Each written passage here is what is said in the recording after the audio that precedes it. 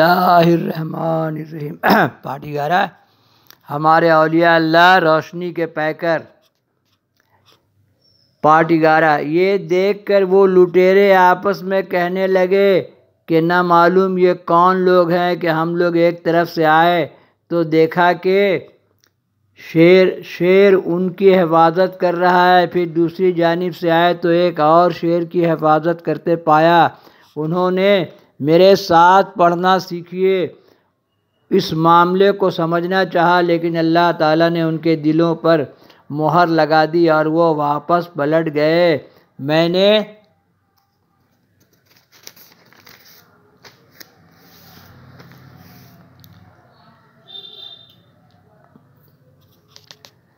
میں نے پوچھا اور وہ خرگوش کیسا تھا؟ فرمایا کہ شیر میں بنی آدم کی طرح نخوت کا مادہ ہے، چنانچہ جب وہ خرگوش سامنے آیا تو شیر نے اس کو مار دیا، ہے نا، شیر اور آدم کا تو جھمیلہ ہی ہے، تو اس نے اس خرگوش کو مار دیا۔ حضرت سید عربی بیان کرتے ہیں کہ میں سرکاری کتب خانے کے لیے کتابیں خریدا کرتا تھا۔ ایک مرتبہ چند کتابیں خریدیں اور ان کی قیمت مالک کو ادا کر دی، کیونکہ مجھے دفتر سے رقم پیشگی مل چکی تھی۔ جب وہ کتابیں میرے منشی کے سامنے آئیں تو وہ انہیں پسند نہیں آئیں اور وہ سخت ناراض ہوئے۔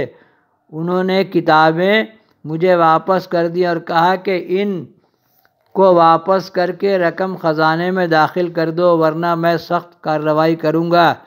میں اس صورتحال سے بہت پریشان ہوا، کیونکہ مالک نے کیا کتابیں لینے سے انکار کر دیا تھا۔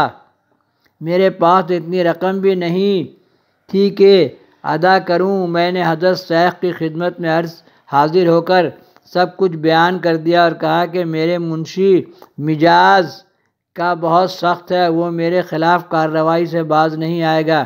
شیخ نے فرمایا فکر نہ کر، انشاءاللہ جلد ہی کوئی راستہ نکل آئے گا۔ ابھی چند روز گزرے تھے کہ ہمارے وطن تامسنا میں فساد ہو گیا۔ وطن تامسنا ہی لکھا ہوا ہے میں میرے ساتھ پڑھنا سیکھیے اور علم بھی جان لیجیے۔ فساد ہو گیا۔ شہر کے قاضی میرے دوست تھے، مجھے اندیشہ ہوا کہ ان پر عتاب سلطانی نہ ہو جائے، اس لیے میں ان کو دعائے خیر کے لیے حضرت شیخ کی خدمت میں لے گیا۔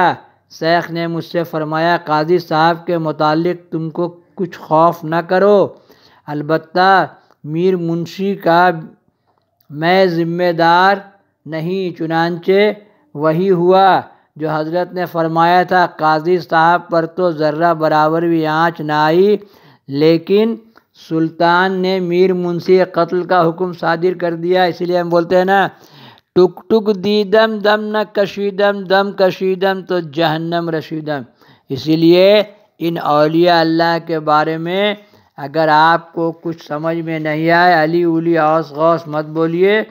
ہم برابر یہ بولتے تھے، اور یہ میرا موضوع بھی رہا سمجھانے کا، کہ کہاں سے عطاب آ جائے گا نہیں معلوم، کیسے پھنس جاؤ گے۔ اسی لیے یہ اللہ والوں کی دنیا الگ ہے۔ دیکھیے کیسے منشی کا معاملہ تمام ہو گیا۔ پارٹ 12 کیسے پیر صاحب فرما رہے ہیں کہ میرا ذمہ آگے نہیں ہے، منشی کا قتل ہو گیا۔ پارٹ 12 ڈالیں گے یہاں سے۔